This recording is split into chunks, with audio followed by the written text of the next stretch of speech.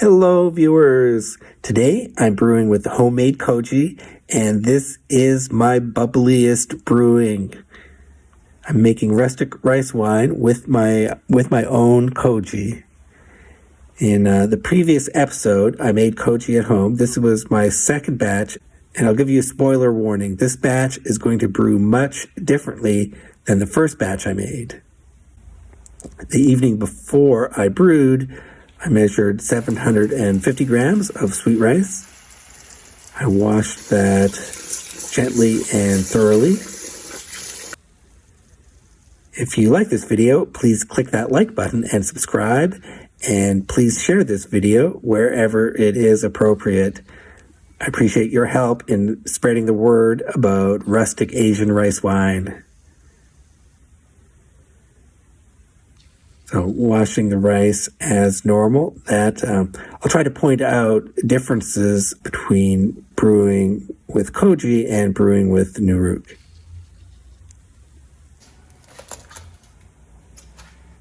So soak the rice overnight, and then the next morning drain it, rinse it off, and let it drain for 30 minutes. And put it in the steamer.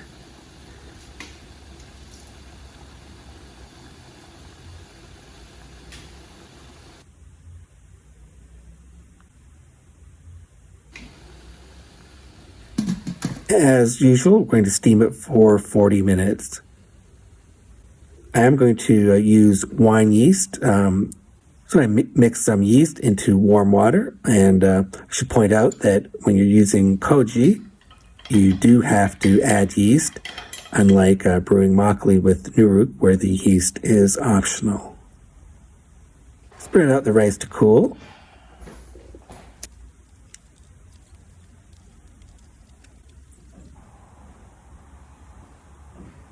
And once it's cool, I'm adding it to the jar.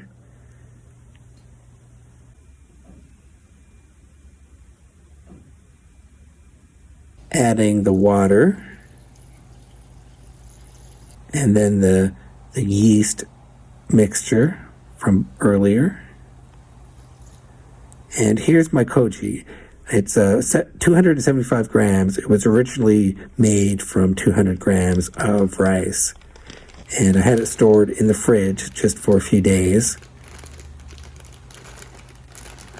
So the koji is steamed rice on which certain mold was grown. It has enzymes. Get that mixed in thoroughly. Separate all the grains of rice.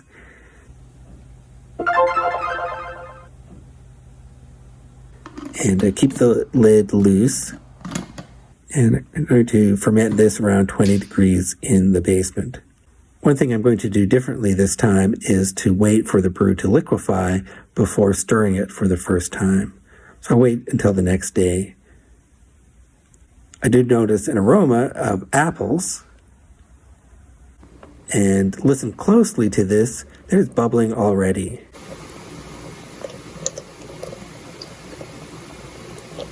Always listen to your brew. So on this day, it has liquefied, so I'm going to stir it twice.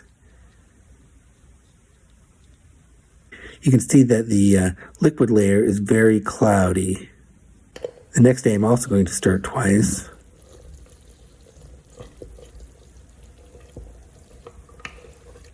So it's become very soft. It is easy to stir.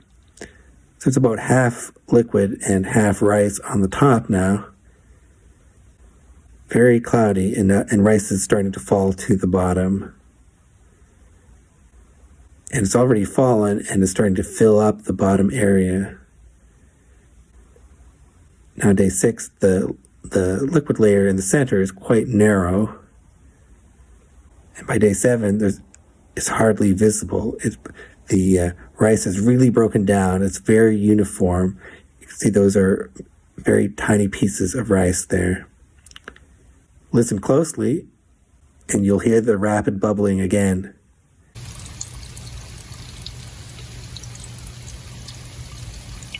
Rapid, tiny bubbles. Really active This is unusual. I'm not used to hearing such rapid bubble activity at this stage of brewing. I might see that activity at just for a few days at the beginning of brewing, but it's already pretty late. And every day I'm hearing so much bubbling. I don't trust this, so I'm going to do a match test. And I do have to lower the match quite low, but it does go out. So it really still is fermenting day 11. And I'm still hearing all that bubbling. This is so bubbly. This has never happened before to me, that I hear bubbling every single day so late in the fermentation process.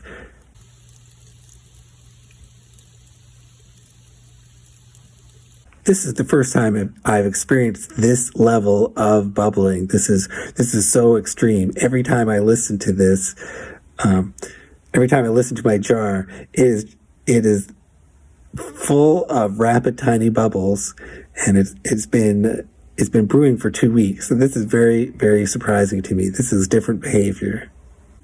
Now by day 17, it has slowed a little. This is only a single stage recipe, so I don't want to let this go for too long. It's already been 17 days. So I am going to bottle it.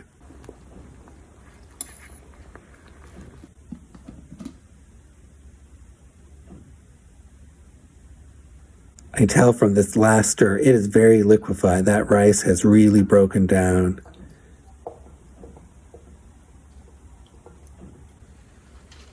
So take my filter bag.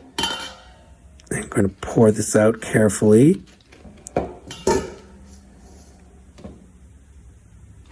And that's the advantage of fermenting a small amount in a jar. You can just tip the whole jar over, and you can see it all comes out cleanly. It's just dripping out already.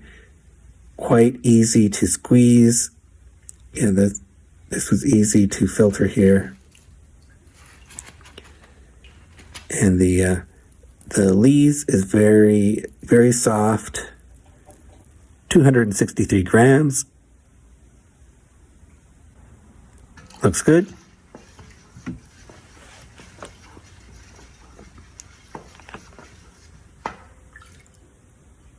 And get this brew in the bottles.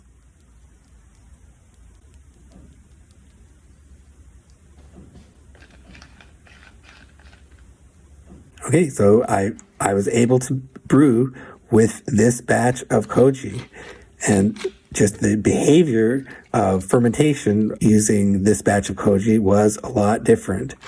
And let's see if that affected the taste.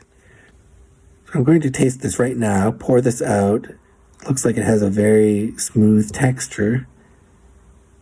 So that it looks good. And I'm going to do the tasting test right now.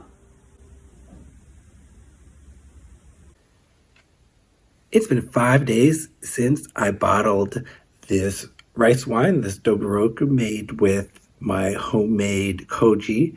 And this was my second batch of koji. I tried to do a better job with the koji this time, but this is the test. And I know already it turned out differently than the first time. There were so many small bubbles during the brewing process. It just wouldn't seem to stop. Normally, I see the small and rapid bubbles just for a short period of time. And this time it was just bubbling, quite a different process. And when I tasted it, right after bottling, I tasted grapefruit. So that was quite different than my earlier batches of rice wine made with koji. So I'm going to taste the top layer first, and then I'm going to mix it up and taste everything mixed together like I should.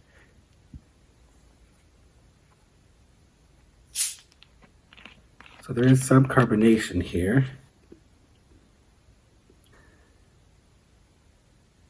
And just to show you, this mixed itself, even though it didn't look that carbonated, when I, just by opening the bottle for that short amount of time, it decided to mix itself up. I just got this small amount of the top layer. And yeah, it still has that tartness.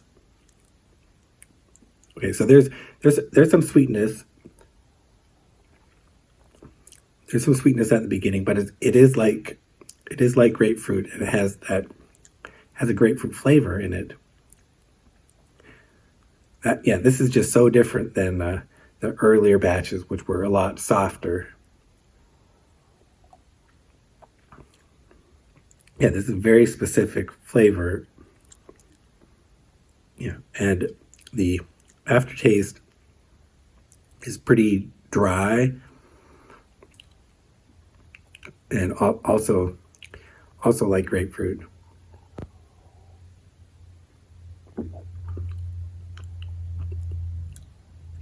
Yeah, okay. So that's a very, very distinct flavor. I have to finish mixing this up.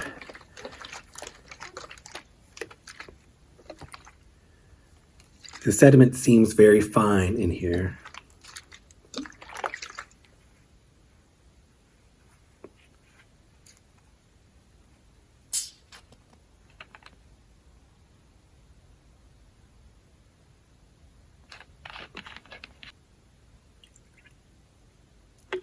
Here's the drink as it should be, all mixed together. The sediment is very fine. It's a very, very thin, milky texture.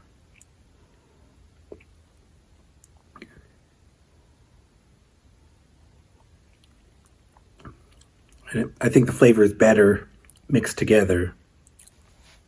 It's a little softer, but still get that grapefruit flavor.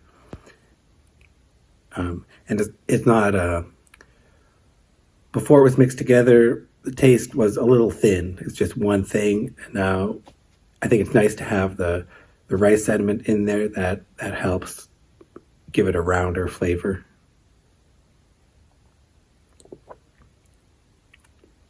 Yeah, so the lesson I'm getting here is that even though my koji, this batch of koji must have had some defects. You know, I didn't get enough mold growth on this koji. Perhaps the mold growth, wasn't as good as it could have been.